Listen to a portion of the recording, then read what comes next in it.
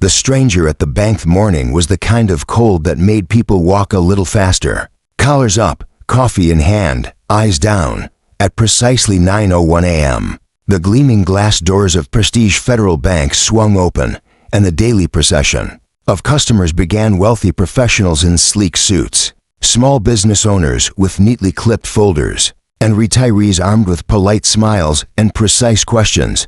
But then, he walked in. The man didn't fit. He wore a faded army green jacket, wrinkled and oversized, with what looked like a thrift store flannel underneath.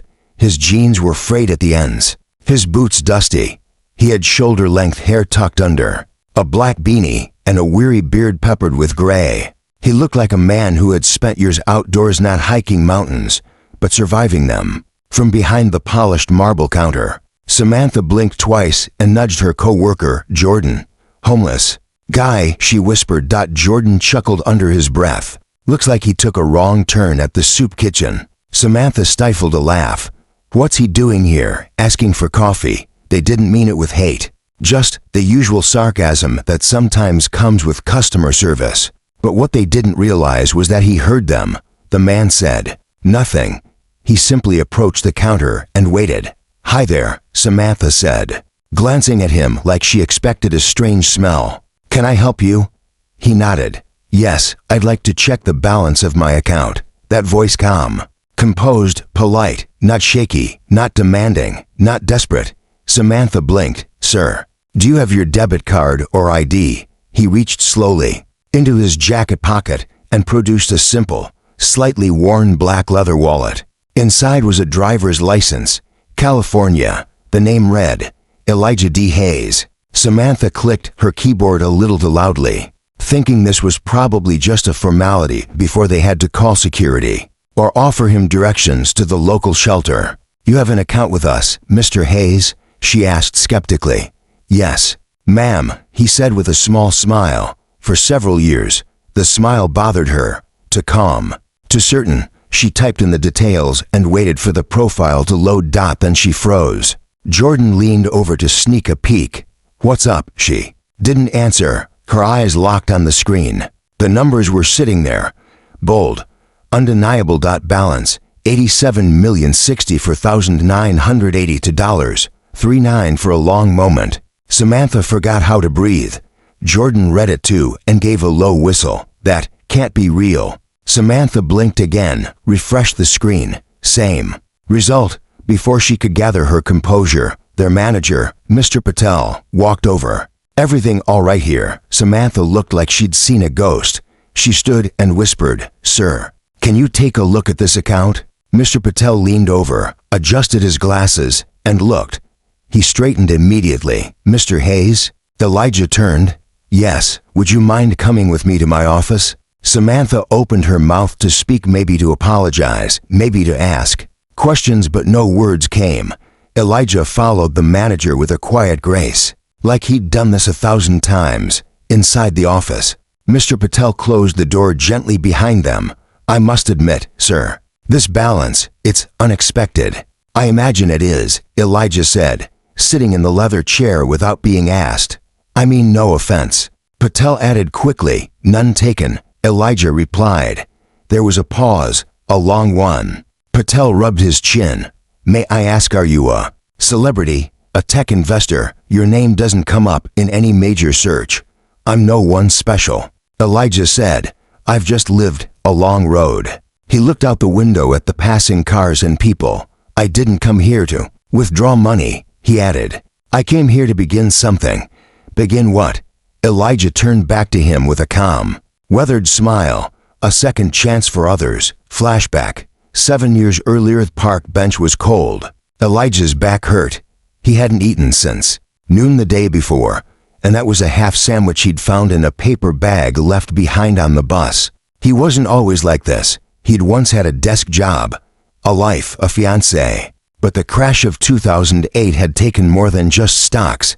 It had taken his father's business, his home, and eventually his hope. But Elijah wasn't bitter. Life owed him nothing. And still, every week, with the little money he scraped together from odd jobs or bottle returns, he gave a granola bar to a hungrier man, a bus token to a shivering woman, a listening ear to anyone who needed one. One rainy afternoon, he saw a little girl with pigtails offering her sandwich to a man on the corner. She reminded him of someone. The sandwich was peanut butter and jelly. The smile she gave was everything. That moment stayed with him. Years later, with the last of his savings, Elijah made a risky investment in a friend's fledgling mobile banking app, one designed for underbanked people like him. That friend became a billionaire. Elijah never touched most of his earnings. He kept living modestly, growing his wealth in silence. Why? Because one day, he knew he'd return to the same world that ignored him and give it something it never gave him. A chance. Back in the bank, Samantha sat frozen at her desk. Something in her chest twisted painfully. Guilt, embarrassment, shame. She replayed her words. Homeless guy. Wrong turn at the soup kitchen. She had no idea. None of them had. And now she wondered how many other Elijahs had walked in, unheard, unseen. Elijah walked back out with Mr. Patel, shaking hands. The branch was silent. Before leaving, he turned back and met Samantha's eyes. He gave her the faintest of smiles, not smug, not spiteful, just human. And then he walked out, disappearing into the same streets that had once forgotten him. But now, everything was about to change. For Samantha, for the bank, for everyone. Samantha couldn't concentrate.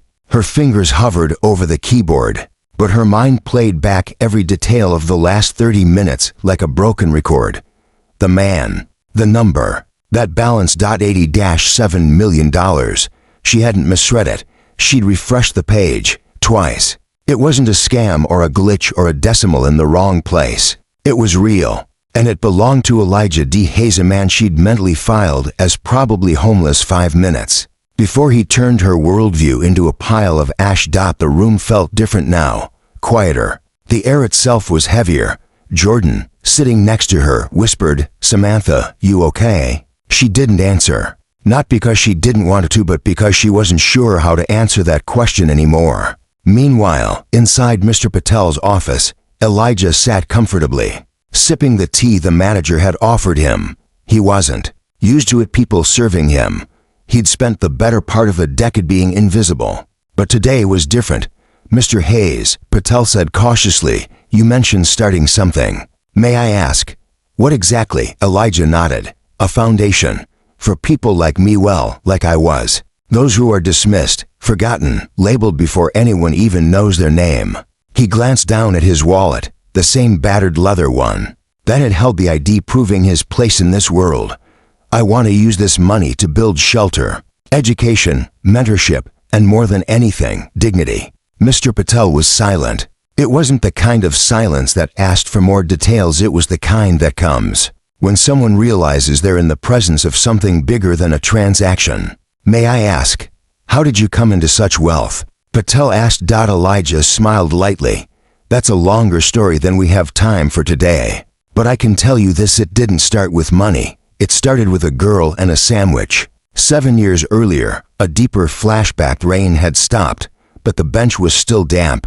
Elijah sat there anyway, watching the world rush past him like he wasn't part of it. His stomach growled, and he pulled his coat tighter, trying to convince his body it wasn't as hungry as it thought. That's when he saw her, a little girl, maybe 7 or 8, walking down the street beside her mother. The mother looked distracted, phone pressed to her ear, bags under her eyes. The child, though, had her eyes wide open. She noticed Elijah, and unlike most people, she didn't look away. Instead, she reached into her pink lunchbox and pulled out a sandwich wrapped in foil. She walked up to him, her mother too distracted to notice, and said, "You look hungry." He smiled, surprised, and gently took the sandwich. "Thank you," he said, voice cracking. She grinned. "It's peanut butter and jelly. It's my favorite." He nodded. "Mine too." The moment lasted maybe 10 seconds, but it lasted forever. In Elijah's heart, it reminded him that he still existed, that someone had seen him. He would never forget her. Present day, back at the Bankmer, Patel handed Elijah some paperwork for setting up a charitable fund through the bank. Elijah signed quietly, methodically. like a man who had already made peace with every decision he was making. As he left the office, he passed Samantha's desk. Her eyes lifted slowly to meet his. There was no more sarcasm, no more condescension, just awe and something else, something softer. "Mr. Hayes," she called. He turned. I'm sorry," she said, "for earlier. I made assumptions I had no right to make." Elijah looked at her, not with scorn or smugness, but something even more humbling. Compassion. He nodded once. "We've all been taught to look quickly and speak quicker. You're not the only one." She opened her mouth, then closed it. There were no words big enough for the feeling. He looked at her again, this time more closely. "You know," he said slowly, "you look familiar." She blinked. "I do." He smiled faintly. "Maybe it's just my memory playing tricks." But it wasn't. Later that evening, Samantha's apartment day had drained her, but not in the usual retail exhaustion way. This was different. This was a soul-level shake-up. She sat at her small kitchen table, laptop open, half a plate of untouched pasta beside her. She typed Elijah D. Hayes into a search engine. Nothing. No photos, no LinkedIn, no headlines. It didn't make sense. How does a man with nearly $90 million have no online presence? Unless he wanted it that way. She scrolled absently until she found a local non-profit page, the only hit with a donation from someone listed as E.D. Hayes, anonymous, quiet, substantial. She leaned back, a lump forming in her throat. Who was this man, and why was he choosing now to reveal himself? The next day, the return at 9 a.m. sharp, the doors opened again, and just like clockwork, Elijah walked in. But this time, everything felt different. There were no whispers, no stares, just stunned silence and shifting posture. Samantha stood quickly. "Mr. Hayes." He nodded politely. "Good morning." She gestured toward a private desk. "Would you like to sit?" He nodded again, and they walked together. "Is there anything I can help you with today?" she asked. Voice softer. "Yes," he said. "I need to make a withdrawal." She hesitated. "Of course. How much?" He smiled. $100. She blinked. "That's it." He nodded. "That's all I need today." Samantha processed the request, handed him the cash, and said, "Mr. Hayes, if I may ask, why now? Why reveal all of this?" Elijah took the bills, tucked them into his wallet, and looked her dead in the eyes. "Because for 10 years, I walked into places like this and felt invisible. Now I want others who walk in after me to feel seen." Elijah Hayes walked out of Prestige Federal Bank and into the morning sun, unnoticed by the city he'd quietly conquered. Inside, the whispers had turned into silence, respectful silence, confused silence, and for some, guilty silence. Samantha sat at her desk, still stunned, a question echoing in her mind. Who is this man really? It wasn't about the money anymore. It was about the mystery. Because the more she thought about it, the more one thing became terrifyingly clear. She had judged a man whose story she didn't know, and that story was just beginning to unfold. A decade earlier, a man in peace. Back then, Elijah didn't own much. He had a duffel bag with a broken zipper, 2 shirts, a few granola bars, and a second-hand paperback copy of The Count of Monte Cristo, his favorite story of revenge and redemption. He wasn't always this way. Just 5 years before, he had worked at a software firm in Oakland. He was engaged. He had a future. And then, the crash when the markets fell. His job was cut. Then came the medical bills for his father. Then the funeral. Then the eviction notice. One disaster after another, like life had declared war on him. But Elijah wasn't bitter. At least, not at first. Shelters and streets for 2 years. Elijah bounced between shelters, underpasses, and benches that didn't have anti-homeless bars though. Those were getting rare. He stood in soup kitchen lines. He learned which church gave out socks on Wednesdays. He got used to being ignored. He didn't drink, didn't do drugs. He just fell through the cracks. He'd walk into businesses, asking for work, any work. Some offered a mop. Most offered nothing. A few offered a glance that said get out. But there was one place that didn't look at him that way. Parker Community Center. The job that changed everything. It was a Friday afternoon when Elijah saw the sign. Janitor wanted, part-time, Evening shift. He walked in and met Mrs. Thompson, the director, a no-nonsense woman in her 60s with reading glasses and a resting "don't try me" face. "I don't have a resume," he said honestly, "but I can clean. I'll show up. I won't steal. I just need a chance." She stared at him for a long time before saying, "Mops in the closet. Floors don't clean themselves." It wasn't charity. It was opportunity. And Elijah took it seriously. The seeds of change while cleaning the center. Elijah listened to classes: basic finance, computer literacy, even beginner coding workshops. He asked questions, took notes during breaks. He fixed busted computers after hours just to learn. Eventually, he began helping teach unofficially. At first, when Parker's tech instructor left, Mrs. Thompson handed Elijah the syllabus. "I can't pay you much," she warned. Elijah smiled. "I've worked for less."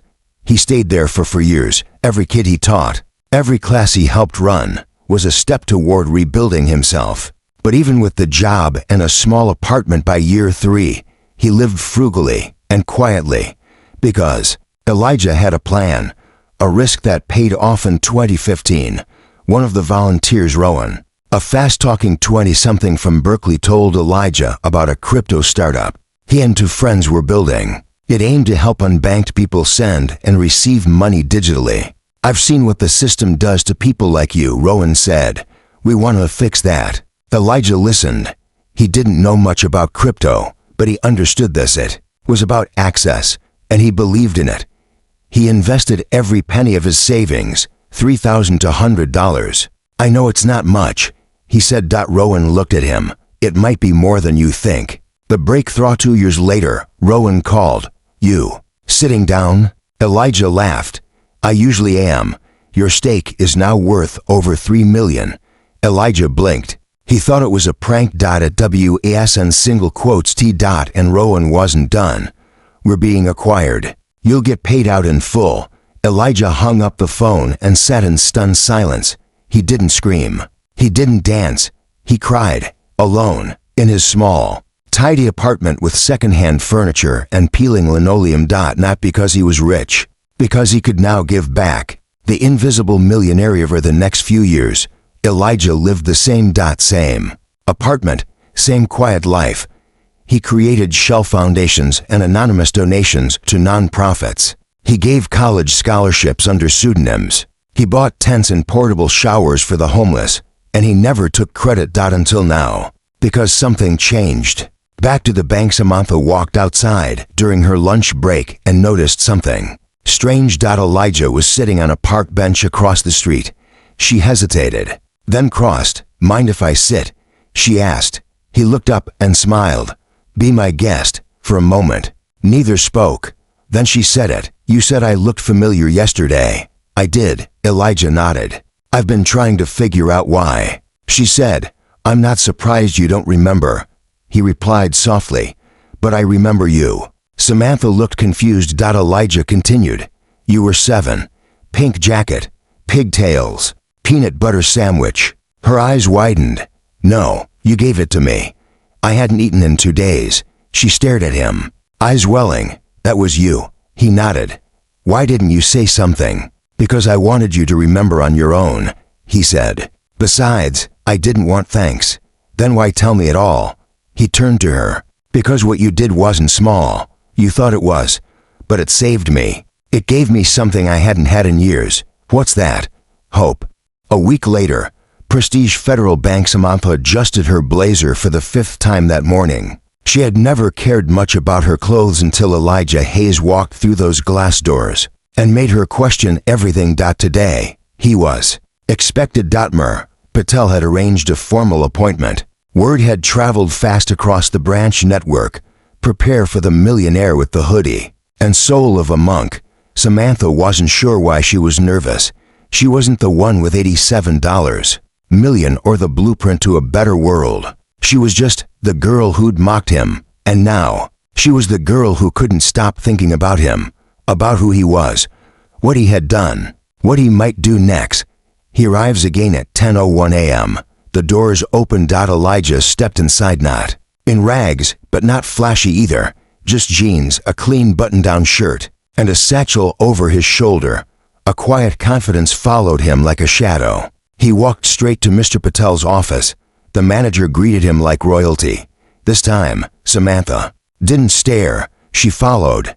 Something told her she needed to be in that room. The plan unfolds more. Patel motioned to a seat. Elijah sat, unzipping his satchel and pulling out a slim folder. Inside was a 20-page document.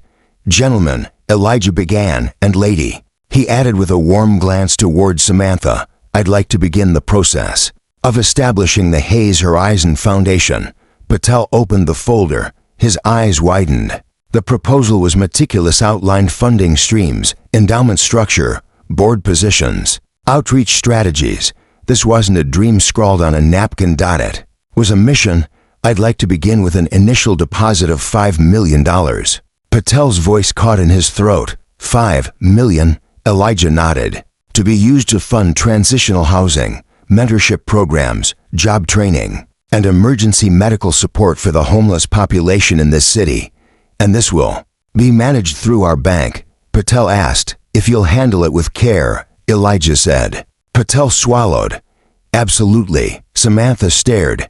Not at the numbers, not at the money, but at Elijah. This was a man who had once slept in alleyways, who now wanted to build bridges across them. "Samantha speaks up. I'm sorry," she blurted. The room went silent. She swallowed. "I mean, I know I already apologized, but I haven't said what I really need to say." Elijah looked at her kindly. "Go on." She stood awkwardly, twisting the ring on her finger. "I judged you, not just once. I judged you out loud. I saw your jacket and your boots and thought, this man doesn't belong here. But you're the one changing the world. And I sit behind a desk acting like I've got it all figured out." She sat down quickly, flushed. Elijah smiled gently. "When you were 7, you gave a sandwich to a man who had nothing. You didn't know who I was then. And you didn't need to." She blinked. "That was different. I was a kid." "No," Elijah said. "You were human. Somewhere along the way, the world trained you out of that.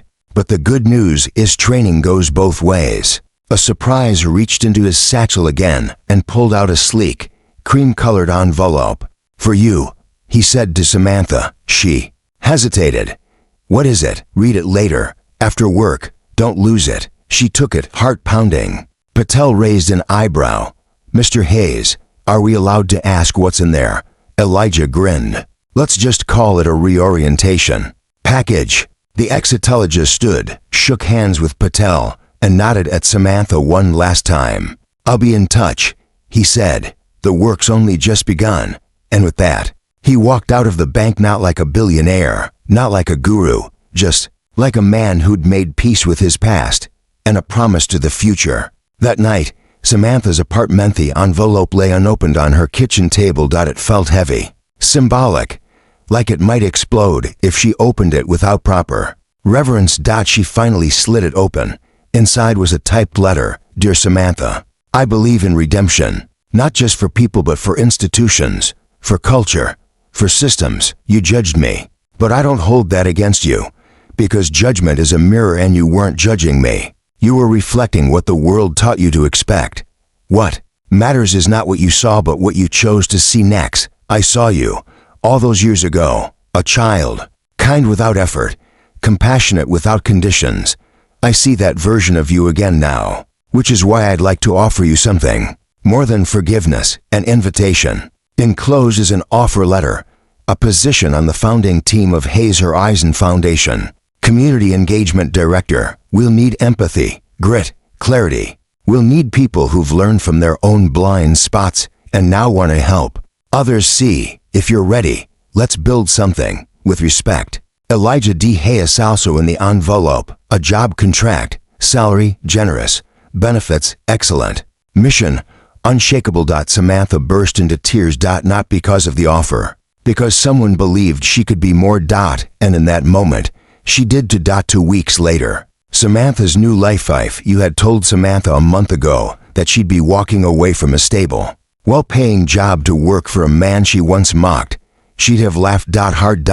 But here she was, in a shared office space full of vision boards, startup coffee machines, and stacks of grant applications. The Hayes Horizon Foundation was real, official, funded, and, as of Monday morning, Samantha Lee was its Community Engagement Director. The title sounded fancy, but her first job was loading folding chairs into a conference room. For their inaugural mentorship workshop, she didn't mind. She felt lighter now, purposeful, like a fog she didn't even know she had been living under had finally lifted. And Elijah, he was more involved than anyone expected.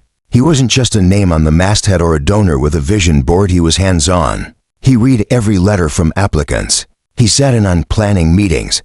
He asked questions no one else thought to ask. One day, as she was organizing flyers, Samantha glanced across the room and watched him quietly comfort a teen in tears over losing their home. She saw the way he listened, truly listened. It was then she realized he wasn't just helping people. He remembered being one of them. A memory resurfaced that night. Samantha sat on the floor of her apartment, surrounded by photo albums. She wasn't sure what she was looking for. Maybe it was proof. Maybe it was connection. Maybe it was just curiosity. Then she found it, a photo of her, aged 7, with crooked pigtails and a smile full of baby teeth. She was holding her pink lunchbox. Something tugged at her memory. The sandwich, the man, the day. And suddenly it clicked. She remembered more than just giving away her sandwich. She remembered the man's face. She remembered how his eyes lit up, how he said thank you like it meant everything. And now she knew why. The next day, a quiet confrontation waited until everyone had cleared out. Elijah, she said, hovering in the doorway to his office. He looked up and smiled. Come. And she sat down, palms sweaty. Can I ask you something? Of course. That day at the bank, you said I looked familiar, and then you told me about the sandwich, but I still don't understand. Elijah folded his hands. Understand what? Why me? I mean, you could have given that foundation job to anyone. Someone with more experience. Someone who didn't, well, mess up so badly. He studied her for a moment. Then he said, because I believe in people who change. And because, he continued, you didn't just feed a hungry man that day. You reminded him that he was still worth something, that kindness wasn't dead, that even in a world that spits you out, someone sees you as human. She swallowed hard. I never forgot that moment, Samantha. Not when I was cold. Not when I was starving. Not when I got the call saying my crypto stake had turned into millions. He leaned forward. You were the first person to give me something, without expecting anything back. The realization welled in Samantha's eyes. I don't even remember why I gave you that sandwich, she said, voice cracking. I do. He said softly, because it was your favorite. She gasped. I said that. You told me it was peanut butter and jelly, and that it made you strong. He smiled. And then you told me I needed it more than you did. She shook her head. It was just a sandwich. No, he said. It was the start of everything. Flashback. A cold bench, a warm moment. It had been a particularly bad day. Elijah hadn't eaten in 2 days. His coat was soaked. He had slept on a cardboard mattress behind a dumpster. And then, a little girl with lopsided pigtails and a missing front tooth walked up to him, like he wasn't a stranger but a person. Hi, she said. Are you okay? He couldn't lie. Not really. She reached into her lunchbox. This is my favorite sandwich, she said. It's peanut butter and jelly. It makes me strong. You can have it. He took it like it was made of gold. And for the first time in months, he felt something crack inside his chest. Hope. Present day, back to the office. Elijah smiled gently at her. Sometimes, the world breaks us down to rebuild us into something stronger, he said. But we never get there alone. He pointed to her heart. You were there before the money, before the meetings, before the mission. That's why I wanted you to help me build this. Samantha nodded, tears quietly falling. I don't know if I'm worthy, she whispered. You were always worthy, he said. You just forgot. 1 week later, the launch event. The day had arrived, the official launch of the Hayes Horizon Foundation. Reporters, nonprofit leaders, local politicians, families, volunteers, kids from shelters, former inmates, refugees, everyone was The Elijah stood on stage, humble and composed. And then he waved Samantha up. She panicked. Me? He nodded. She stepped onto the stage and faced the crowd. I used to work at a bank, she said nervously, and I used to think I knew who people were based on what they wore, how they talked, what their account balance said. She glanced at Elijah. But then I met someone who showed me that dignity can't be measured in dollars, that a single act of kindness, even a sandwich, can change a life. The crowd was silent, moved. Some clapped, some wiped their eyes. Samantha looked out over the sea of people and said the truest thing she'd ever spoken. Kindness isn't charity. It's clarity. It's seeing someone for who they are before the world tells you who they're not. 3 months later, a changed city hadn't changed much on the outside. The traffic was still a nightmare. Coffee shops were still overpriced. Rent was still laughably unreasonable. But something had shifted beneath the surface. People were paying attention. Stories had spread. A once homeless man, now a multi-millionaire philanthropist, had quietly begun transforming lives without fanfare, without fame, without filters. The Hazer Eisen Foundation had opened 3 transitional housing centers. 2 mentorship programs were running weekly workshops. Over 120 people had already received job placements, and dozens more had access to therapy, GED programs, and childcare. And all of it was just the beginning. Elijah on TV? Almost. Elijah had been offered interviews, CNN, NPR, even a sit-down with Oprah's team. He declined them all. His reason: if the story becomes about me, people forget it was never just me. Instead, he insisted, tell the story of the people we're helping. They're the real headlines. He preferred his name in ink on grant paperwork, not magazine covers. Samantha's new role. Samantha was thriving in her new world. She had traded ATM receipts for impact reports, angry customers for hopeful volunteers. She wasn't just doing her job, she was doing her calling. She had organized 3 fundraising events, launched a podcast called Judge Soon, and now served as the liaison between the foundation and the city's Department of Housing. People listened to her, now not because of her title, but because she spoke from experience. A letter in the Meloni Morning. Elijah walked into the foundation's mailroom and found a hand-addressed envelope with no return address. Inside was a photograph. A man, maybe 50, standing beside a young girl, both smiling. Behind them, one of the newly opened transitional shelters with a sign reading Hayes House, East Division. On the back of the photo were 5 words: "You gave us a home." Elijah sat in the break room for nearly an hour, staring at the photo. He didn't need applause. This was better. Closure and choice. Later that week, Elijah called Samantha into his office. "You've been doing good work," he said. She smiled. "Thanks. It helps having the world's kindest secret billionaire behind you." He chuckled. "That's about to change." She frowned. "What do you mean?" "I'm stepping down from daily operations." Her face fell. "Wait. What? Why?" He leaned forward. "Because this was never about me. I built the foundation to give people like you the reins. People who get it. People who live it." She was speechless. "I'm not disappearing," he said, "but I've got one more road to walk. One final journey." A month later, Elijah boarded a flight, not first class, not private, just a window seat on a commercial airline. Destination unknown to most. He didn't tell the media. He didn't post a farewell. He left behind a legacy, not a headline. In his backpack were 2 things: his old wallet and the pink lunchbox Samantha once gave him, which he had somehow kept all these years. He opened it once mid-flight. Inside was a folded note he had written to himself long ago: "When you finally have something to give, give more than they expect, and never forget the girl with the sandwich." 1 year later, the ripple effect. In just 12 months, Hazer Eisen expanded into 4 more cities. Hundreds more lives touched. Families reunited. Kids returned to school. Addicts found recovery. Veterans found peace. And every new building had a small plaque by the door, inspired by a moment of kindness. Elijah was never seen at the ribbon cuttings, but his presence was felt in every story shared, every hand held, every chance given. Samantha's keynote address at the Foundation's first national summit. Samantha stood on stage before a crowd of 3,000 people. Behind her, the words judged as soon lit up in soft gold. She told the story, not of the money, not of the bank, but of a man on a bench, a sandwich, a child, and the idea that you never know. The power of a single act. Final scene.